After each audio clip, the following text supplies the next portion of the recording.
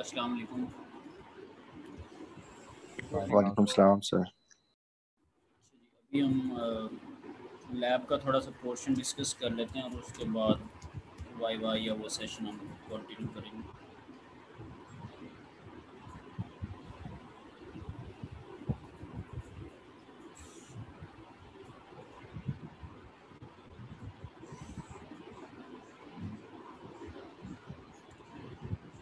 जैसे हम प्रीवियस जो हमारी लैब्स के अंदर सिनेरियोज थे वो क्या था कि मोटर को एज अ सिस्टम हम कंसिडर करके तो उसके ऊपर हमने मल्टीपल लैब्स की थी जिसमें हमने उसका ट्रांजिएंट रिस्पांस या स्टेबिलिटी या कुछ कंट्रोलर और कुछ कंपनसेटर की मदद से रिस्पॉन्सेज को एडजस्ट किया था, एरर्स को कम किया, पीआईडी कंट्रोलर के ऊपर बातें की। तो उन सब में जो सिस्टम था दैट वाज मोटर, ठीक है, इलेक्ट्रोमैकेनिकल सिस्टम था।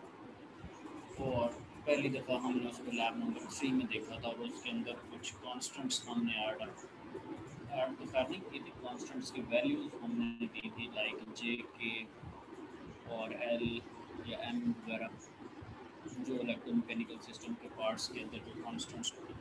सो इसी तरह आज जो हम सिस्टम डिस्कस करेंगे that is ball and beam. Likewise जैसे आपके पास लिफ्ट है या आपके पास लिफ्ट एलिवेटर कह लें, आप उस पर सीपी वगैरह भी कर रहे होंगे। और मैग्नेटिक लेविटेशन ले लें, कोई भी एक प्रैक्टिकल जो है वो सिस्टम ले लें, या जैसे आपके पेट्रोल की बुक के अंदर एंटीना की एग्जांपल है कि आप उसको एक सर्टन एंगल पे मूव करें। So there could be any system, ठीक है, जिसके आप रिस्पांस को देख रहे हैं। सो एट द मोमेंट वो बॉल एंड बीम है हमारे पास, तो उसका रिस्पांस हमने देखना है। ऑब्वियसली हमारे पास कोई ना कोई उसका ट्रांसफ़र फंक्शन होगा और उस ट्रांसफ़र फंक्शन का हम स्टेप रिस्पांस वगैरह देखेंगे, या अगर उसकी मॉडलिंग करनी है, सिमुलिंक पे बनाना है, तो जैसा ट्रांसफ़र फंक्शन है वैसा हम बनाने की कोशिश करेंगे। तो वो भी एक दो लैब्स के अंदर हमारी प्रैक्टिस है उसके ऊपर। और बॉल एंड बीम होता किस तरह से, नज़र किस तरह से आता है, उसका मैं अभी आपको एक वीडियो दिखाता हूँ।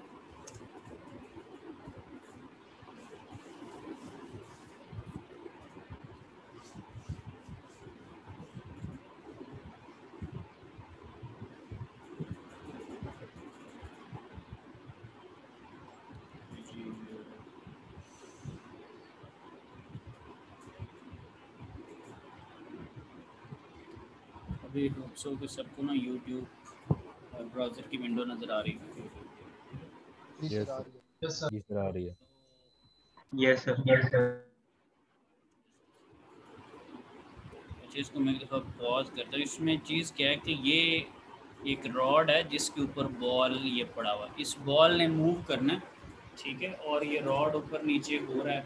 जैसे आप छोटे होते पार्क में जाके झूले को ऊपर नीचे करते तो क्या होता था कि एक तरफ एक बंदा बैठ गया, दूसरी तरफ दूसरा, तो वो वेट की वजह से वो खैर ऊपर नीचे हो रहा होता। सो यहाँ पर मोटर एक लगी हुई है जो कि इसको ऊपर और नीचे कर रही है। तो ये चूँकि बॉल है, ये इस बीम के ऊपर आगे पीछे मूव करेगा, किसी सर्टेन पोजीशन पे जाके रुक जाएगा और बीम कभी ऊपर जाएगा कभी नीचे आएगा, उसके अंदर ऑसिलेशंस आएंगी, कितनी देर बाद जाके वो स्टेबल होता है। ये सारी ऑब्वियसली कंट्रोल की बातें।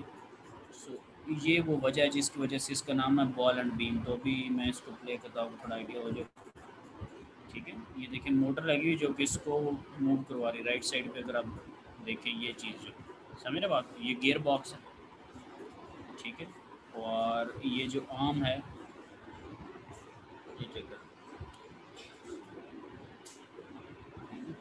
सो एक कोई भी सर्टन पोजीशन जो आप चाह रहे होंगे, ऑब्वियसली जो आपकी डिज़ायर रिस्पॉन्स हो,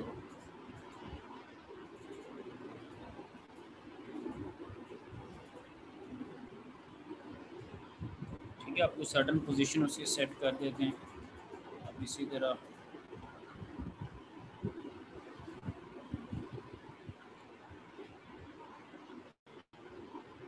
अब इसमें और उसमें क्या फ़र्क है, ये नहीं कहना कि इसमें वो ज़रा जी लकड़ी और रंग की लगी हुई है, एक ही चीज़ है। इसमें और उसमें वर्किंग के लिहाज से आपको क्या फ़र्क लग रहा है, या कोई टेक्निकली थोड़ा डिफरेंट लग रही हैं चीज़ें? सर इसमें पिवट डिफाइन कर दिया, उसमें हम यूजर डिफाइन नहीं है, इसमें पिवट एक सेट कर दिया हमने, वो पिवट पर आकर सेट हो।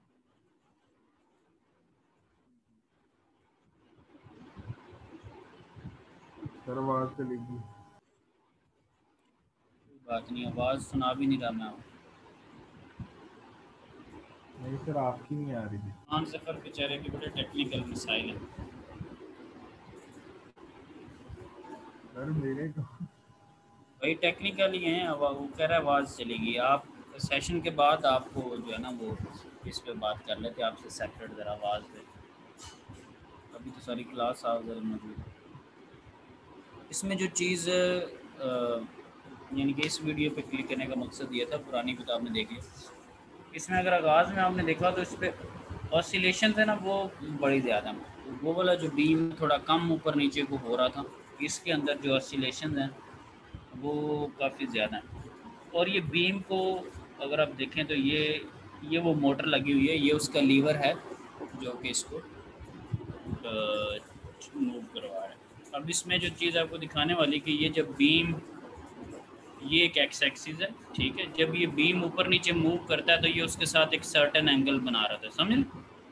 ये बीम जब ऊपर नीचे मूव करता है तो ये एक्स एक्सिस के साथ एक ख़ास एक एंगल बना रहा है। इसी तरह ये जो आपका लीवर है, ये जब ऊपर नीचे मूव करता है, अगर ये बिल्कुल ये 90 डिग्री पे भी हो सकता है, ये थोड़ा इधर भी हो सकता है, ये इधर भी हो सकता है, तो ये भी ऑब्वियसली कोई ना कोई एंगल बना रहा होगा। तो आप जब कॉन्स्टेंट्स के अंदर देखेंगे तो आपको दो एंगल नज़र आएंगे, उसमें परेशानी होना, एक वो एंगल है जो कि बीम बना रहा है और एक वो एंगल है जो कि गियर बॉक्स के साथ जो लीवर लगा हुआ है वो बना रहा है। अभी मैंने डायग्राम एंगल्स बना दिए ना, आप दोनों को ऑब्जर्व करने की कोशिश करें, बदल रहे हैं दोनों एंगल्स, बिल्कुल समझे सर बात? बदल। तो हम इसमें करेंगे कि अभी आगे आप देख भी लेंगे कि हम इनपुट के तौर पे जो लीवर है, जो मोटर है, जो आपके पास इसको मूव करवा रही है बीम को,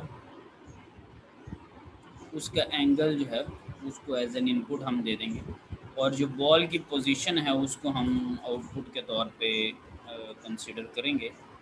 अभी ये चीज़ें हमारी साथ साथ क्लियर हो जाती हैं, ठीक है जी। तो ये वो चीज़ थी कि वीडियो में भी आपने देखा, ठीक है, ये गियर बॉक्स है। सेकंड चैप्टर में माइट भी आपने देखा हो थ्योरी के अंदर, मैकेनिकल सिस्टम्स के अंदर, कि गियर बॉक्सेस को आप कैसे यूज़ करते हैं। और ठीक है, एक ये आपके पास साइड है कि ये साइड है, ठीक है, जैसे साइकिल के अंदर भी आपके पास सेम इसी सीक्वेंस पे तो आपके पास मोटर लगी हुई है, ठीक है, ऑब्वियसली जो कि इसको मूव करवा रही। अब ये जो चीज़ है ये वो आर्म है जो कि अभी अगर हम देखें हो सकता है माइट भी वो 90 के एंगल बना रही हो।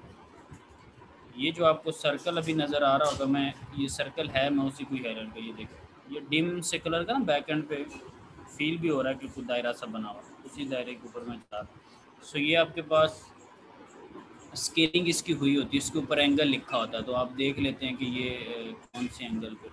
इसी तरह बीम है जो वो एंगल बना रहा है, उसका भी हमें आइडिया हो जाता है। सो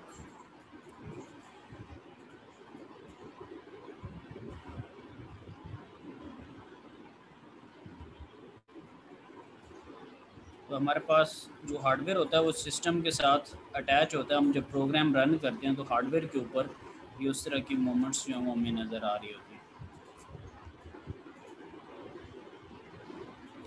जो वीडियो में दिखा रहा था सेम यहाँ पर कुछ और चीज़ें आपके क्लियर होंगी कॉन्सेप्ट वाइज के।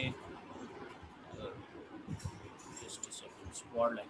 सो ये वो एंगल था जो कि मैंने वीडियो में बनाया था कि बीम जो एंगल बना रहा है, और ये वो एंगल है जो कि लीवर आर्म बना रही है, ठीक है। ये पूरी बीम की लेंथ है, ठीक है, बीम की क्या लेंथ है, और उस पर्टिकुलर लेंथ के अंदर बॉल की क्या पोजीशन है उसको आप आर से रिप्रेजेंट करें।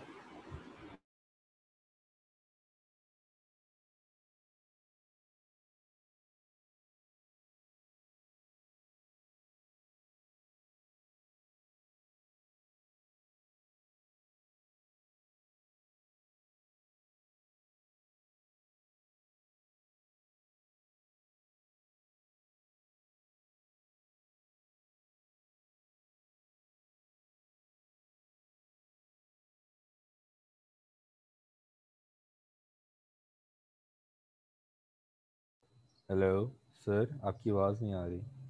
भाई सर जरा मीटिंग से बाहर चले गए, अभी पहुंच रहे हैं अंदर बस। ओके ओके ठीक है। सर आवाज चलेगी आपकी। यस सर, मीटिंग में नहीं, अभी चलेंगे बाहर। अच्छा भाई, पता है तेरे को सब बात ओ देखो कौन। ये कौन बोल रहा है?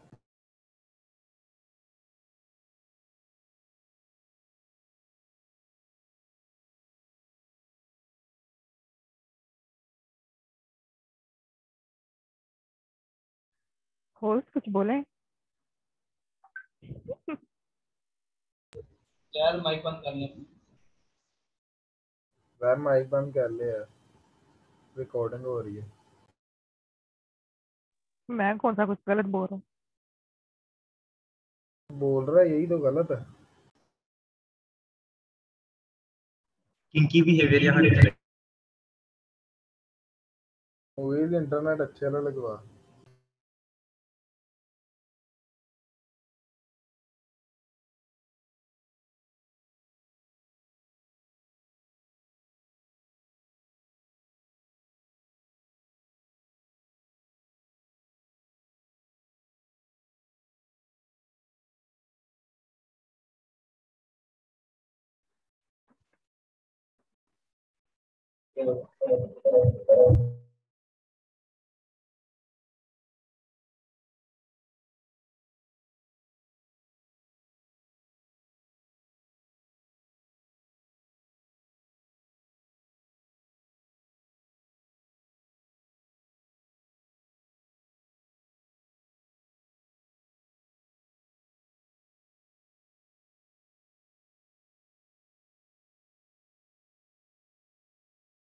यार होस्ट चेक करो सर, क्या पता वेटिंग में बैठे हो।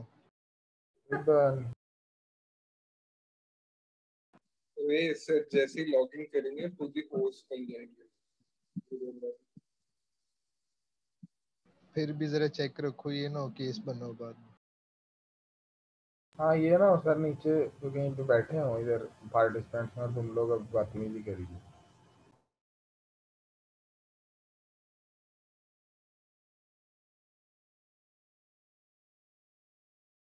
शादी गुजार मोहब्बत देख रहा है।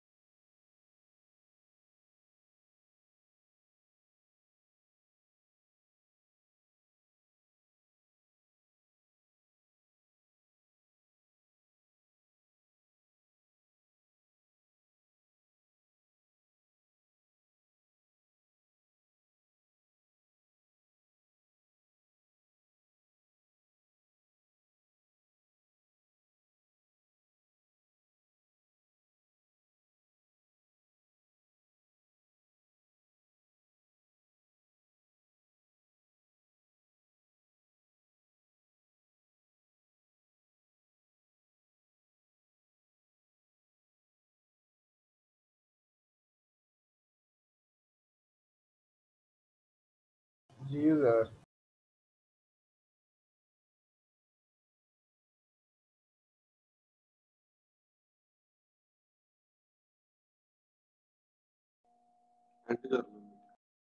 यार सर कह रहे हैं कि मेरे जूम के अंदर ना कोई इशू आ रहा है, तो थोड़ा सा वेट कर लो।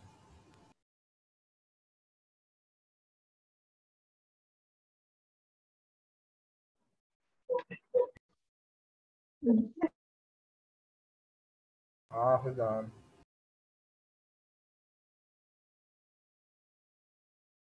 कौन सादत, तुम बताओ।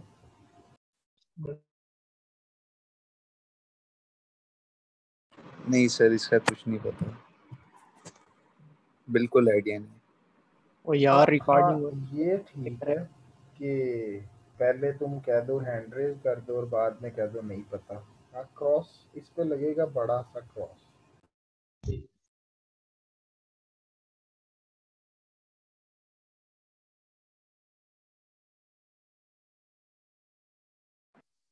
मैं कह रहा हूँ जरा सरफराज को इनवाइट कर रहा हूँ।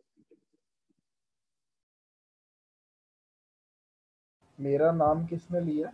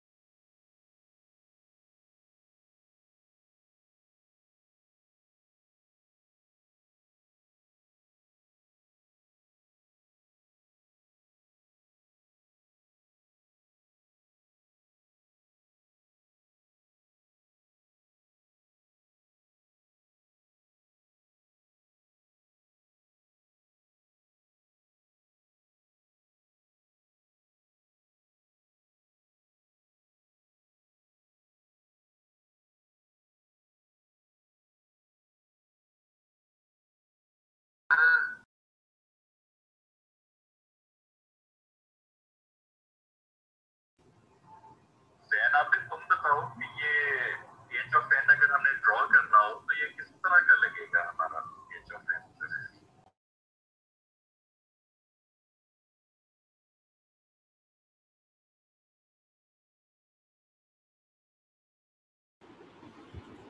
अस्सलाम वालेकुम। सॉरी स्टूडेंट्स, आपको ज़रा वेट करना पड़ा, जूम डिस्कनेक्ट हो गया था और काफ़ी लंबा चौड़ाई पे डिस्कनेक्ट हो गया था। इसमें मैं वापस आता हूँ, जो कि हम बॉल एंड बीम को डिस्कस कर रहे थे। सो यूट्यूब के ऊपर मैंने थोड़ा बैकग्राउंड आप लोगों को बताया था कि होता है क्या है कि बीम के ऊपर बॉल जो है वो मूव करती है। और let me share the screen. तो बॉल की पोजीशन को हम ऑब्जर्व कर रहे होते हैं कि बॉल जो है वो किस तरह से बीम के ऊपर मूव कर रही है। और फिर मैंने वीडियो में आपको दिखाया था कि उसके एंगल्स जो हैं, बीम का एंगल जो बीम एक्स एक्सिस के साथ बना रही है, ये जो लीवर है इसका एंगल, क्योंकि ये गियर बॉक्स अटैच है। और अभी आप ये देख सकते हैं, ये एक सर्कल आपको लगा हुआ नज़र आ रहा है, उसके ऊपर मैं कर्सर मूव कर रहा हूँ। सो यहाँ से हम एंगल भी देख सकते हैं कि ये जो लीवर है वो कौन सा एंगल बना रहा है। तो ये मोटर की मदद से ये गियर बॉक्स अटैच है। फिर इसी के डिस्क्रिप्शन में फर्दर हम देख रहे थे और मैंने आपको बताया था कि इस हार्डवेयर जब सॉफ्टवेयर के साथ अटैच होता है सिस्टम के साथ, तो बॉल जैसे जैसे हम पोजीशंस की कोई ना कोई कमांड वहाँ पे देंगे इनपुट साइड पे एंगल की, ये जो लीवर आर्म का एंगल है, आपको बॉल की जो पोजीशन है उसके अकॉर्डिंगली मूव होती नज़र आएगी। ये वो एक एंगल है जिसको आप बीम का एंगल कह रहे हैं और इसको आप लीवर आर्म का एंगल कह रहे हैं। ये पूरी लेंथ है बीम की और ये उसके ऊपर फर्दर पोजीशन है बॉल की, किस पॉइंट के ऊपर वो लाएगा। और वीडियो में मैंने आपको दिखाया कि किस तरह से मूव करा, ये थोड़ी और क्लैरिफिकेशन है हमारे पास, ठीक है, कि किस तरह से ये जो लीवर आर्म है इसको आपने दोनों वीडियोस के अंदर देखा कि ये जब अपना एंगल चेंज करेगी, ठीक है, सो उसकी बेस के ऊपर जो बीम है वो ऊपर या नीचे मूव करता है। ये जो एक उसकी साइड है उसके अंदर सपोर्ट फिक्स होती है और एक साइड के ऊपर ये लीवर आर्म अटैच है जो बीम के साथ, ठीक है। सो ये जो चीज़ें अभी लेंथ वगैरह या एंगल्स वगैरह इनकी मैं बात क्यों कर रहा हूँ, क्योंकि जब आपने ट्रांसफ़र फंक्शन लिखना है, उसको मैं आपको लेकर आता हूँ, जब आपने उसका ट्रांसफ़र फंक्शन लिखना है तो उसके अंदर ये जो बीम की लेंथ है, ठीक है, जे जो इनर्शिया है या आर जो है, ठीक है, पोजीशन जो है या मास जो है बॉल का, ये सारे कांस्टेंट्स वहाँ पर आएंगे।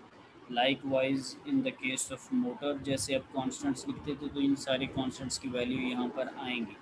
और ये वो ट्रांसफ़र फंक्शन है जो कि आपने एक वेरिएबल के अंदर स्टोर किया हुआ, जिसको आप पी बॉल कह रहे हैं, जैसे प्रीवियस केस में हमारे पास पी मोटर के अंदर सेव होता था। और ये डिस्क्रिप्शन लिखी हुई, नाम वगैरह लिखे हुए अंडरस्टैंडिंग के लिए कि मास ऑफ द बॉल जो है, ठीक है, इसका क्या मास है, radius of the ball R को ज़ाहिर कर रहे हैं, ठीक है, लीवर आर्म का ऑफसेट है डी जी, इसी तरह ग्रेविटेशनल एक्सेलरेशन की वैल्यू है, एल आपके पास लेंथ ऑफ द बीम है कि पूरी बीम की लेंथ कितनी है, जे आपने मैकेनिकल सिस्टम्स की में मोमेंट ऑफ इनर्शिया उसके अंदर आता है, आर जो है वो पोजीशन ऑफ द बॉल है कि उस बीम के ऊपर बॉल किस पोजीशन पर पड़ा हुआ। फिर दो एंगल्स थे जिसमें से एक एंगल है बीम एंगल जो बीम बना रहा है, फिर एक एंगल है जो कि लीवर आर्म बना रही है जिसको आप सर्वो गियर एंगल कह रहे हैं, ठीक है, क्योंकि इसी गियर के साथ की वजह से ही तो वो मूव कर रहा है, ठीक है। ये वो दो एंगल हैं, इसको वो गियर एंगल कह रहा हो, इसको वो बीम एंगल कह रहा है। सो ये वो कांस्टेंट्स हैं, इनका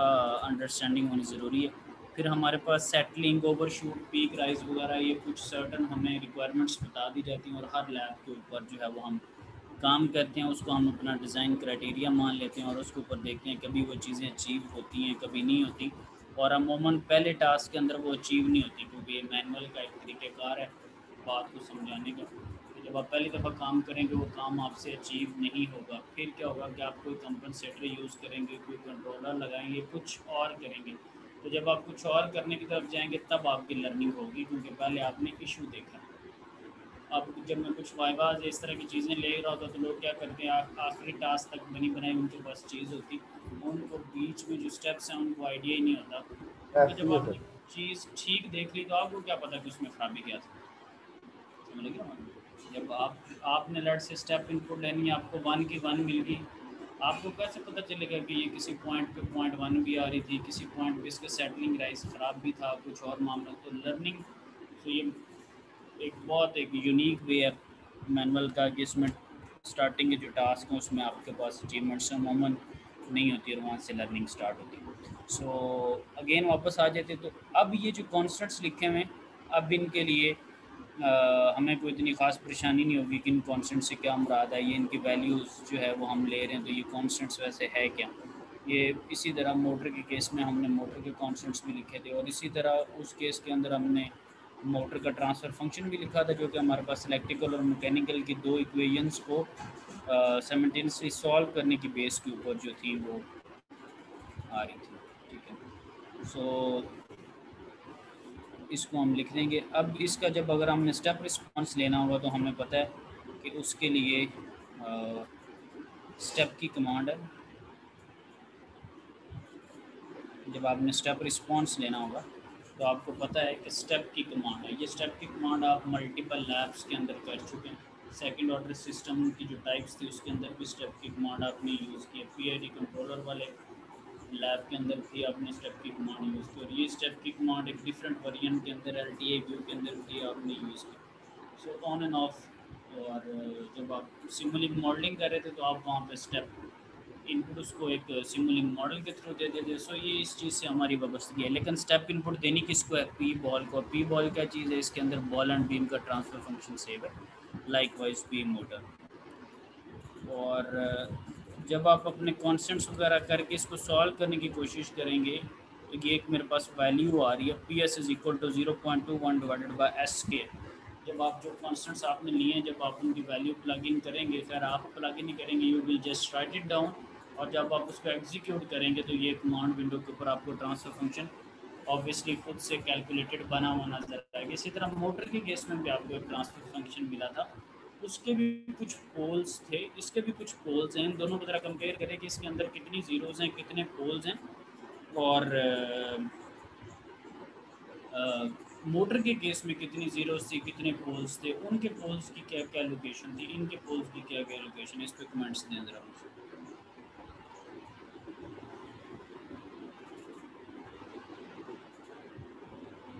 सर उसमें तो 2 पोल्स थे। मोटर में 2 पोल थे।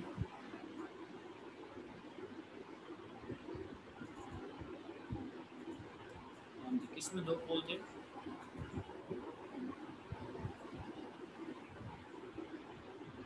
सर मोटर के केस में। के केस में 2 पोल्स थे। इसकी केस में कितने पोल हैं अभी?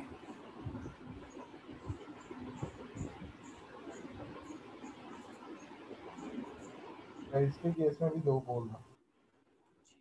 कह रहे हैं इसके केस में भी 2 पोल और मोटर के केस में भी 2 पोल। एग्री कितने लोग कर रहे हैं जी?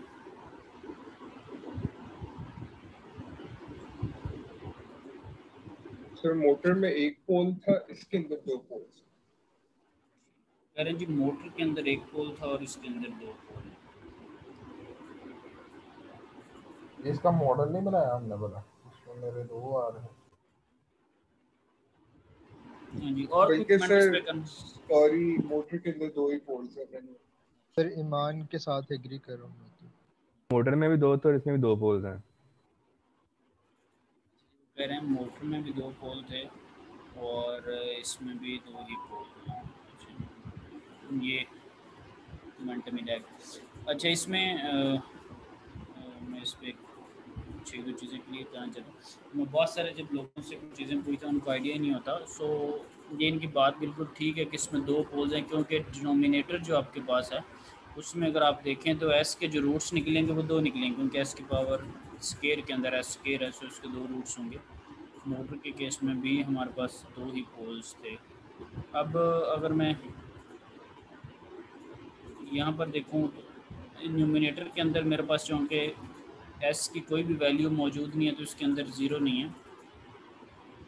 इसके अंदर जो पोल हैं वो 2 मौजूद हैं। उनकी लोकेशन क्या है, कहाँ कहाँ पे पड़े हैं पोल? उनको जब हम कहते हैं 2 पोल हैं तो किस जगह पे पड़े हैं जी? ओरिजिन पे, 0 पे, ओरिजिन के ऊपर। वो कह रहे हैं जी दोनों जो पोल्स हैं वो 0 पे पड़े हैं।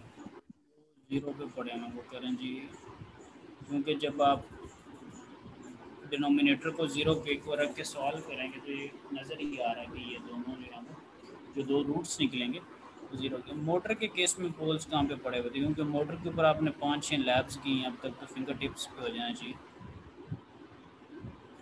उसके जो एक तो पोल्स थे।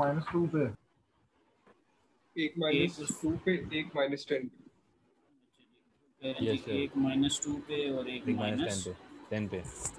10 पे। 10 पे। ठीक है जी, ठीक है।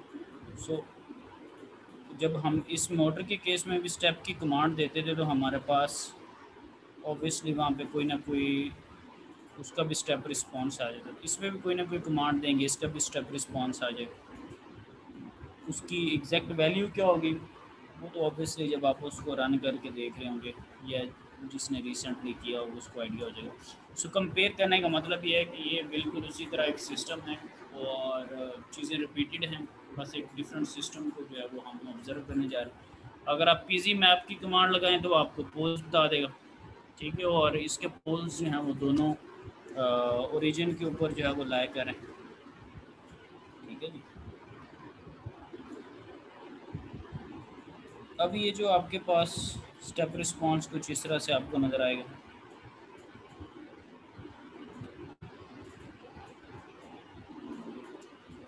अब जब हम स्टेबिलिटी की बात करते हैं, ये इस तरह की बातें करते हैं, तो ये जो स्टेप रिस्पॉन्स है जैसे हम सेटलिंग को देख रहे हैं, स्टेडी स्टेट वैल्यू की तरफ से जाता देख रहे हैं, ये कुछ चीज़ें जब हम ऑब्जर्व करते हैं जो कि चैप्टर नंबर 4 के अंदर आप कॉन्सेप्ट्स वगैरह पढ़ रहे हैं, तो ये उस लिहाज से हमें थोड़ा सा मुख्तलिफ सा नज़र आ रहा है, बिल्कुल एक डिफरेंट से टाइप एक्सक्यूज मी का सर, जी। फिर मैंने पूछना था कि ये सिस्टम स्टेबल होगा कि नहीं, क्योंकि स्टेबल तो तब होता है ना जब नेगेटिव पे हमारे पोल्स लाया करते हैं। इसकी स्टेबिलिटी का इशू है और इसीलिए ये मैं यानी कि इस पर पॉज करके अभी Yes, डिस्कशन इसी सेंस में कर रहा हूँ कि उसने मैनुअल के अंदर भी कमेंट किया हुआ, नीचे लिखा भी हुआ कि आप राइट साइड पे जो है वो जा रहे हैं। अगर आप इसके नीचे लेबलिंग देखें सो दैट इज़ 0, 0.51, 1.52 आप स्टेप रिस्पॉन्स जब आपको राइट हाफ की तरफ नज़र आ रहा है, ठीक है। और आप इस पे लेट से स्टेप वैल्यू अगर चाह रहे हैं तो बजाय कि आपको एक प्रॉपर, क्योंकि आप जिस तरह की चीज़ों से फेमिलियर हैं, इट लुक्स लाइक के सपोज मैं इसको 1 कह देता हूँ, तो हमारे पास कुछ इस तरह से होता है कि डेफिनेटली थोड़ा टाइम लेता है और सम टाइम कुछ ऑसिलेशंस हो जाती हैं और फिर उसके बाद स्टेबिलिटी आ जाती है, ठीक है। सो ये वाला जो भी एट द मोमेंट चीज़ है वो बिल्कुल आपको डिफरेंट लग रही है उससे। ये जो मान क्वेश्चन पूछ रहा था ये वो कमेंट है, तनी जल्दी से नीचे से देख लिए क्या केस ने। नहीं सर, वो 0 पे लाई कर रहे थे ना, तो मैंने इसलिए कहा था कि स्टेबल होने के लिए तो नेगेटिव एक्सिस पे पोल्स होने चाहिए, वो मैं इसलिए इस पे पॉज करने का मकसद ये था कि ये उससे थोड़ा डिफरेंट था इस पे, यानी कि थोड़ी डिस्कशन होनी ज़रूरी थी। सो ये वो चीज़ है, अगर आप यहाँ पे मेंशन भी किया कि from this plot it is clear that the system is unstable in the open loop causing the ball to right off, ठीक है। सो उसको राइट से अब अगेन मैंने कहा है कि जब आप कोई काम कर रहे थे, कोई टास्क पहले एंड पे करते हैं, सो वो जैसा सिस्टम का रिस्पॉन्स होता है वैसे ही आपको वो चीज़ दिखा देता है, ठीक है। दैट डजंट मीन कि वो ठीक आएगी नहीं आएगी, खैर जो कुछ भी होगा वो हमारे सामने है। मोटर के केस में जब आप उसको अक्सर रन कर रहे थे आपके पास 0.1 वैल्यू आ रही थी, 1 की बजाय 0.1 आ रही थी। जिन्होंने मोटर की लैब की है, जब आप मोटर वाले को काम करते हैं तो बजाय के 1 आने के 0.1 आता है। 0.1 से 1 तक जाते हुए बीच में बड़ा फ़र्क है, 0.2, 0.3, 0.4, 0.5 जिन्होंने किए उनको चीज़ें क्लियर। लेकिन स्टिल फिर कंट्रोलर लगा के, कंपनसेटर लगा के, कंट्रोलर लगा के या डोमिनेंट का कॉन्सेप्ट यूज़ करके कुछ ना कुछ करके आप 1 के करीब अप्रोच करते हैं। वो आपने उसकी अप्रोच शायद देखी हुई। तो ये मुझे बड़ी अच्छी चीज़ लगी है मैनुअल की कि इसमें आपके पास चीज़ें चलें जी। ईमान का पॉइंट ऑफ व्यू भी अच्छा था, चाहे उसने खुद सोचा देखा जैसा भी है, एटलीस्ट गूंगे बहरे होने से कुछ ना कुछ कमेंट किया बेहतर है। अच्छा, अगर आप सपोज मुझे एक मिनट ज़रा, वो जो पीछे लिखा हुआ था वो कुछ इस तरह से लिखा हुआ था, मैं बस थोड़ी ट्राई करता हूँ लिखा जैसे भी जाए। 0.21 डिवाइडेड बाय क्या लिखा था ट्रांसफर फंक्शन, हाँ जी S2 ठीक है। तो अगर आपको ये वैसे ले मैं उस पर आया हूँ, अगर आप ये जो एस स्क्वायर वाला सिस्टम है अगर इसको आप देखें, जब आप मोटर वाला काम कर रहे थे लैब नंबर 3 के अंदर, तो आपको पता है कि ये सॉरी लैब नंबर 2 के अंदर ये 1/s के साथ एक और 1/s अगर आप लगा लें, जब लैब नंबर 9 में आप बड़ी लंबी चौड़ी इक्वेशंस आपने जोड़ी हैं, सिमुलिंग जो मॉडलिंग है लैब नंबर 9 की। सो अगर हम इन दोनों को ले लें 1/s और 1/s को, ये वाला काम आपने लैब नंबर 9 के अंदर किया हुआ जब आप थीटा का डबल डेरिवेटिव बना रहे होते थे, ठीक है, या डबल डेरिवेटिव को कोई ख़त्म कर रहे होते थे, वहाँ पर आप इस तरह की प्लग एंड प्लेस करते थे। सो मैं इसको सिमुलिंग मॉडलिंग पे भी बना सकता हूँ, ठीक है। इसको मैं एक पूरा एक सब सिस्टम के तौर पे भी कंसिडर कर सकता हूँ। आगे मैं आउट 1 या इन 1 जो लैब नंबर 9 की सिमुलिंग मॉडलिंग है जिसने की है उसको पता है कि आप कैसे आउटपुट ला रहे होते हैं और कैसे इनपुट ला रहे हैं। आप उस पूरे को सब सिस्टम जब बना लेते हैं तो आपके पास वो 2 पोर्ट्स आपको शो करवा देता है। एक पोर्ट का मतलब होता है कि ये इनपुट साइड है और एक का आउटपुट साइड। इनपुट साइड पे आपने लैब नंबर जिन्होंने क्या शुरू करते हैं 9 की, उनको पता है कि वो स्टेप इनपुट दे देते हैं और आउटपुट साइड पर उन्होंने स्कोप लगा ली, ठीक है। सो डिपेंड करता है कि आपके पास चीज़ें क्या हैं। सो अगर मैं सिमुलिंग मॉडलिंग में इसको बनाते हुए तो ब्लॉक्स इस तरह से जोड़ दूँ, इसको मैं स्टेप इनपुट दे दूँ और एक साइड पे मैं इसके स्कोप लगा दूँ, लेकिन वो ऑब्वियसली किस तरह से पॉसिबल होगा कि आप इनपुट बोर्ड लगाएं, आउटपुट बोर्ड लगाएं, फिर उसे पता चल जाएगा कि ये इनपुट चीज़ है, ये आउटपुट चीज़ है। इनपुट साइड पे वो डिमांड कर रहा होगा, उसे कोई इनपुट दे दीजिए, आप उसे इनपुट दे देंगे। आउटपुट साइड पे वो ये अज्यूम कर रहा होगा कि आप इधर डिस्प्ले के लिए कुछ चीज़ लगाएंगे और वो आपको आउटपुट दिखा देगा। ठीक है, सो ये लैब नंबर 9 का जो जिसके ऊपर मैं लेक्चर दिया हुआ था कि कैसे आप इनपुट और आउटपुट पोर्ट्स को सिलेक्ट करके लगाते हैं और फिर उसको लगा के उसको स्टेप इनपुट। तो अगर मुझे स्टेप रिस्पॉन्स देखना है तो मैं इस तरह से एनी हो इन शॉर्ट समरी ये है कि मैं सिमुलिंक मॉडलिंग पे भी इसको कर सकता हूँ और मैं इसको मैटलैब के अंदर जैसे मैं एम फाइल बनाता हूँ मैं उसके ऊपर भी इसको कर सकता हूँ। ठीक है, नेक्स्ट में उसने जो मैनुअल में किया हुआ है वो वॉलंटरली वर्क है, अगर कोई कर ले तो अच्छी बात है, ना भी करे तो ठीक है। इसमें क्या कर रहा है कि आपके पास जो चैप्टर नंबर 3 है स्टेट स्पेस रिप्रेजेंटेशन, वो शायद आपने इस दफ़ा कोर्स के अंदर थ्योरी में नहीं कवर किया। उसमें एक छोटी सी चीज़ ये है कि जैसे आप लैप्लेस ट्रांसफॉर्म के अंदर एस डोमेन के अंदर काम कर रहे होते हैं, ठीक है, जो कि चैप्टर नंबर 2 का आपका तरीक़ेकार था कि आप आते साथ सर्किट्स वगैरह को सीखने लग गया, वो टाइम डोमेन में होते हैं, आपने लैप्लेस एक सीख ली, कैसे कन्वर्ट करते हैं, टेबल आपके सामने आ गया, फिर वहाँ से आपके कॉन्सेप्ट बन गया, आपने टेबल वेबल और इस तरह की चीज़ों को छोड़ के डायरेक्ट एस डोमेन में काम करना शुरू कर दिया। ठीक है, तो अभी आप एस डोमेन के अंदर ही काम करते जा रहे हैं, लेकिन जो स्टेट स्पेस रिप्रेजेंटेशन होती है वो क्या होता है कि वो आप टाइम डोमेन के अंदर काम कर रहे हैं। अब एस डोमेन और टाइम डोमेन की कुछ लिमिटेशंस हैं, कुछ प्रो एंड कॉन्स हैं, ठीक है, जो कि चैप्टर नंबर 3 के आगाज़ में डिस्कस किया हुआ है। तो अगर किसी ने स्टेट स्पेस पे करना हो तो वो नेक्स्ट पे कर सकता है।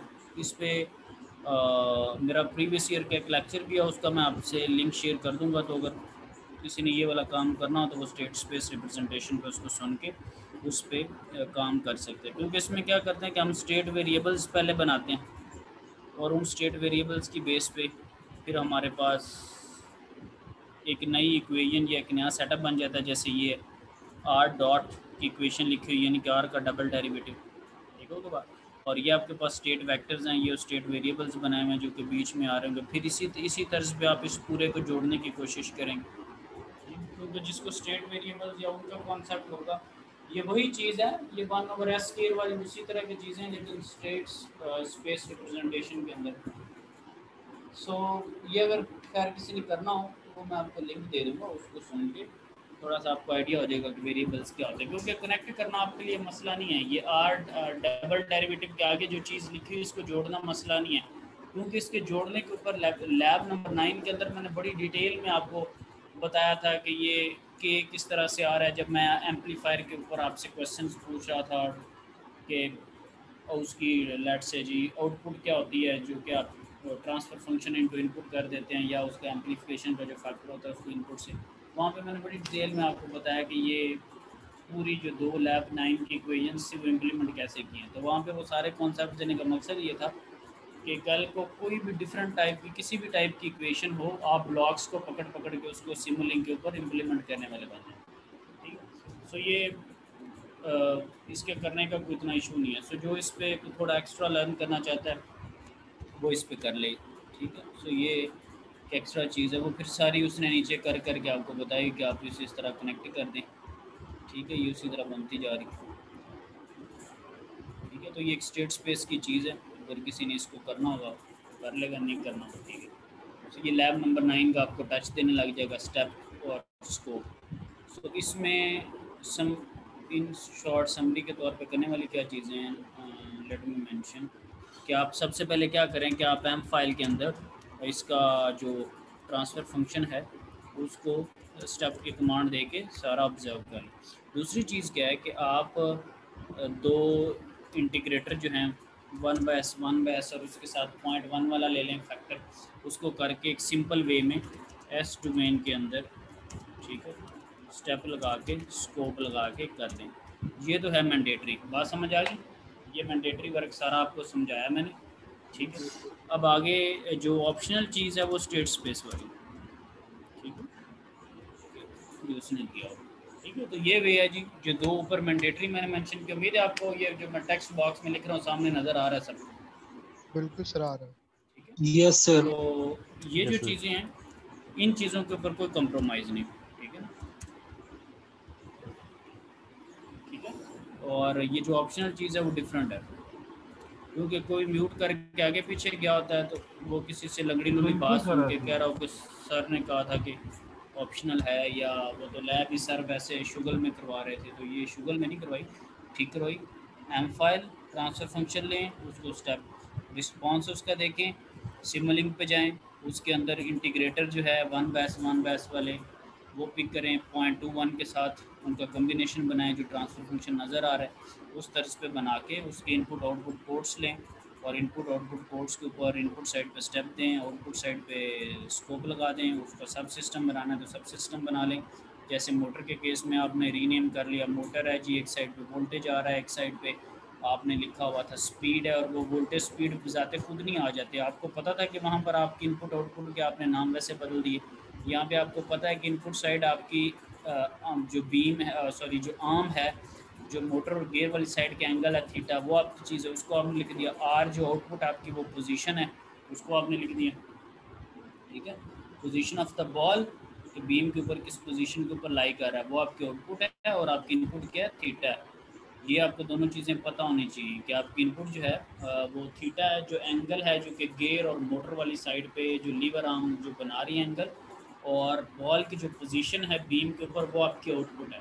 क्योंकि जब बंदे को आउटपुट और इनपुट का पता होता है तभी वो ट्रांसफ़र फंक्शन में करता है ना, आउटपुट और इनपुट, या एक इक्वेशन को सेटिंग करता है उसकी। जैसे मोटर के केस में आपके पास वोल्टेज इनपुट है और स्पीड जो है वो आउटपुट है, जिसको आप ऑब्जर्व करें, ठीक है। सो ये चीज़ थी लैब के पॉइंट ऑफ व्यू से। इसमें अगर कोई क्विक क्वेश्चन है तो वो ले लेते हैं जी। और मैं जो हूँ वो एक मिनट, LMS में वो मार्कशीट है, मैं उसको डाउनलोड कर लेता हूँ, उस पर मैं एक अटेंडेंस भी ले लेता हूँ, बाद में मुझे डिफ़िकल्टी फेस होती है।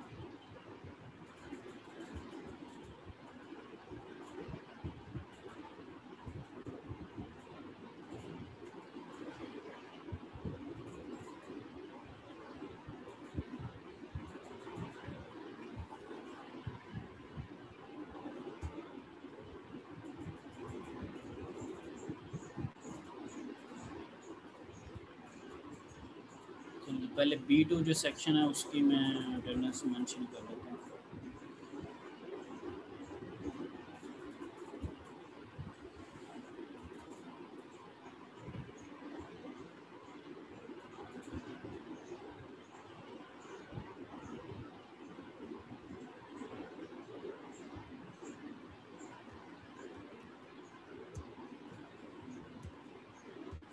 जी एहसन फयाज सर, एहसन इस्लाम, ठीक है जी। अच्छा अली ज़ेब राना, यस सर। ठीक है जी। Aliza Asad, present sir. ठीक है। कौन सदात,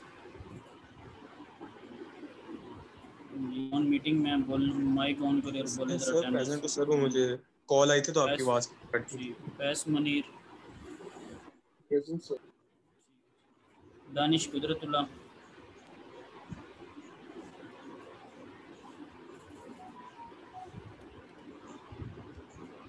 हाफिज आदिल मसूद, यस सर। ठीक है जी। इब्तिसाम अजीज, सर। ठीक है जी। Muqees, present.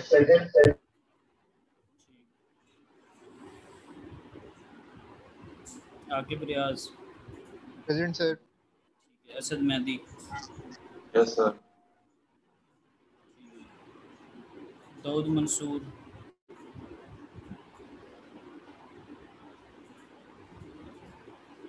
Mohammad Farooq,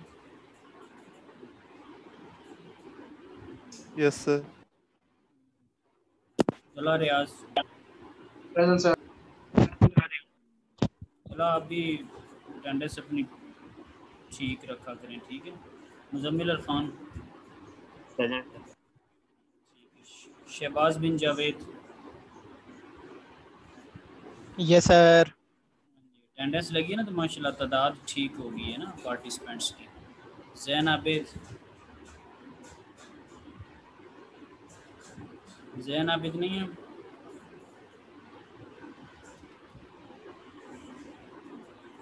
Zulekha Naveed, present.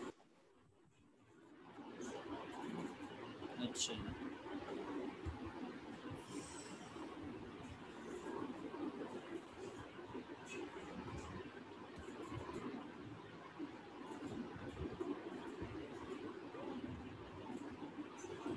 Sir अचानक खालिद भी प्रेजेंट है। ये सेक्शन नहीं आया जान खालिद का।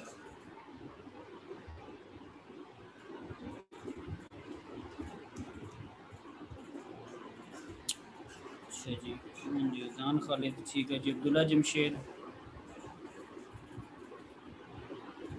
Yes sir. हाँ जी अब्दुल्ला, आपको लिंक्स वगैरह चीज़ों का आइडिया हो गया है? लिंक्स जूम के, एलएमएस के आगे पीछे जो मामला हैं सारे? जी सर, वो एलएमएस पे हैं अपलोडेड, मैंने देख लिया है। एक दिन आप पूछ रहे थे। अच्छा जी। वैस अहमद खान, जी सर।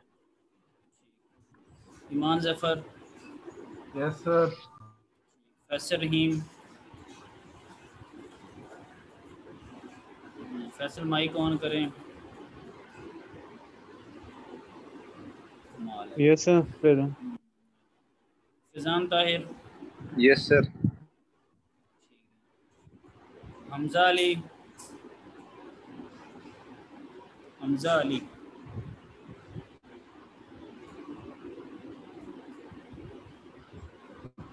ये हमजा अली, ये आपकी बैच के?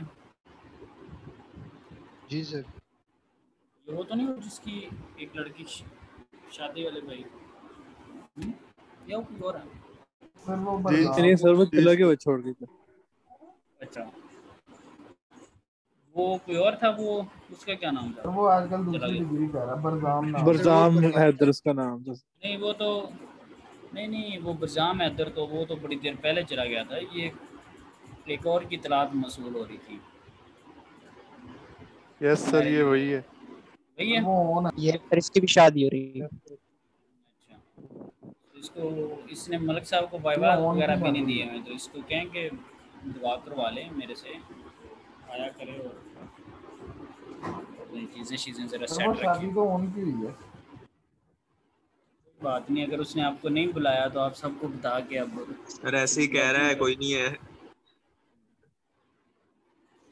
अरुण जफर,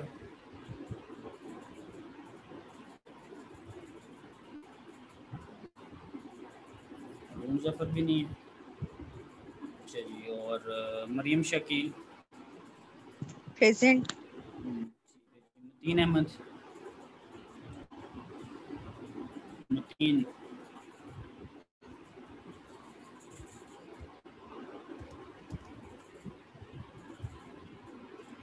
हाँ जी। मोहम्मद फरूक, ये किधर गया हुआ मतीन? सर आजकल हॉर्स राइडिंग सर मेरा सर कांटेक्ट नहीं हुआ उससे। Mirza Fasiullah bag,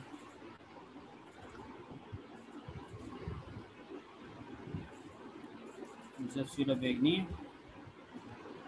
Mohammad Hammad Nasir, yes sir. ठीक है। Rana Mohammad Awais, yes sir. ठीक है। Saad Rehman, yes sir. ठीक है जी। Usama Masood, yes sir. Zair Khwaja, yes sir. ठीक है। सो अभी इसमें मिर्ज़ा फसीउल्लाह बेग नहीं था, मतीन नहीं है इस सेक्शन में, हरून और हमजा अली नहीं है।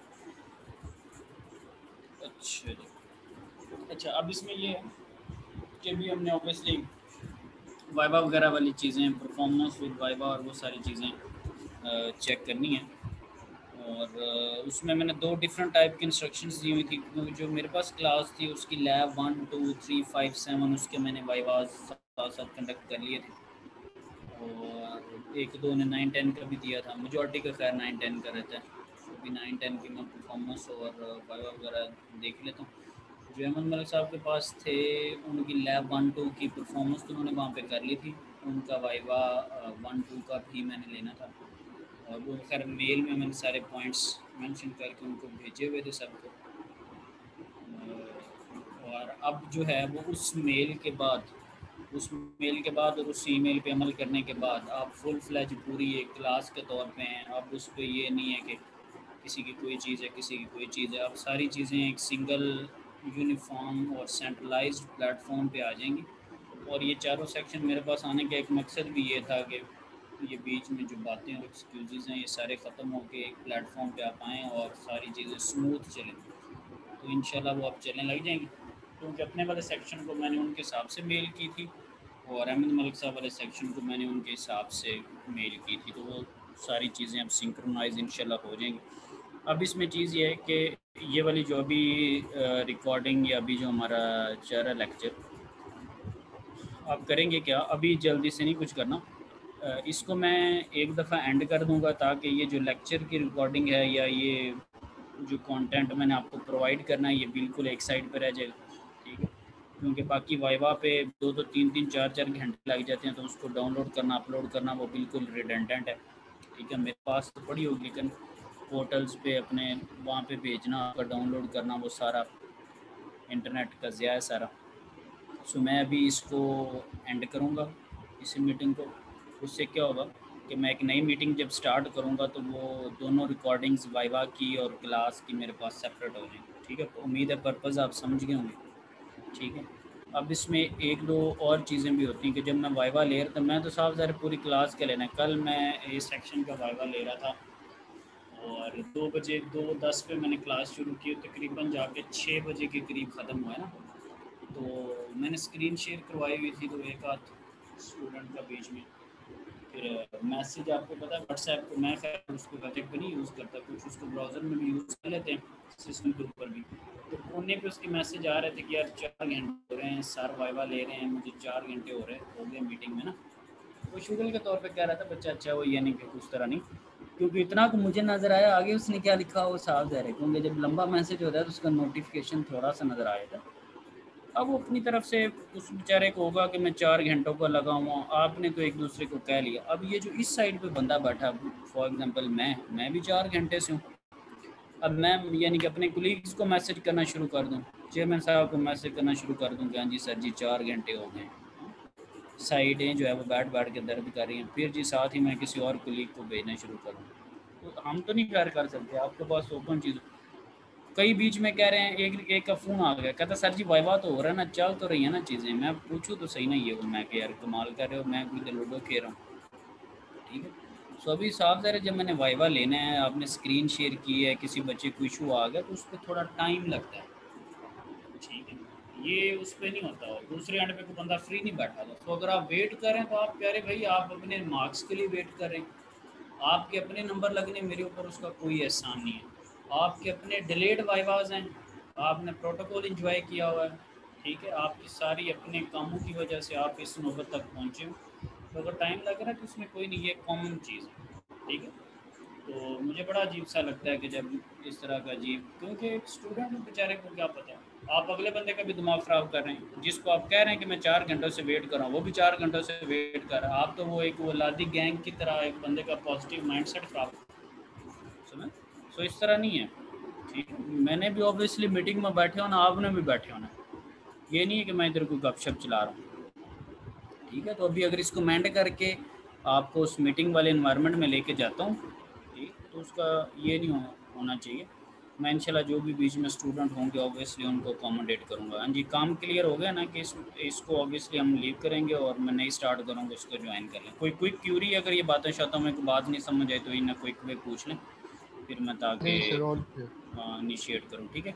सो जिन लोगों के सारे वाइवाज वगैरह क्लियर हैं क्योंकि मार्कशीट लगी हुई थी, वो ऑब्वियसली मीटिंग को लीव कर सकते हैं, उनका आज का काम मुकम्मल हो गया। जिन्होंने जो भी चीज़ चेक करवानी है, जो वैसे मामला हैं, वो ऑब्वियसली मीटिंग में जो है वो रहेंगे, ठीक है। और बाकी सारे 1 बाय 1 मीटिंग को लीव कर दें। कोई और कोई लंबी चौड़ी किसी की डिस्कशन है कि ना वाइवा भी रहता है, काम भी कुछ नहीं किया हुआ, उस तरह का कोई मामला है तो वो मेरे से डिस्कस कर लें। बाकी फ़िलहाल एक दफ़ा मीटिंग को लीव कर दें, तो अभी 1-2 मिनट बाद दोबारा ज्वाइन कर लीजिएगा।